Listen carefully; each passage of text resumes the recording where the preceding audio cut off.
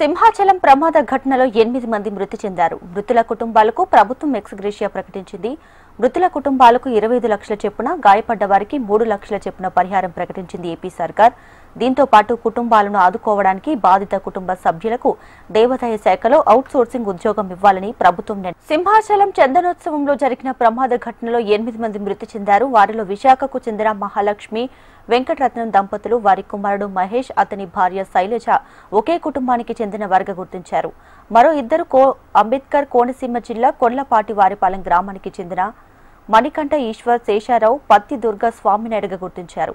ఎడ్ల వెంకట్రావు అనే వ్యక్తి వివరాలు ఇంకా తెలియాల్సి ఉంది. ప్రస్తుతం వారి మృతదేహాలు విశాఖ KGH లో ఉన్నట్లు తెలుస్తోంది.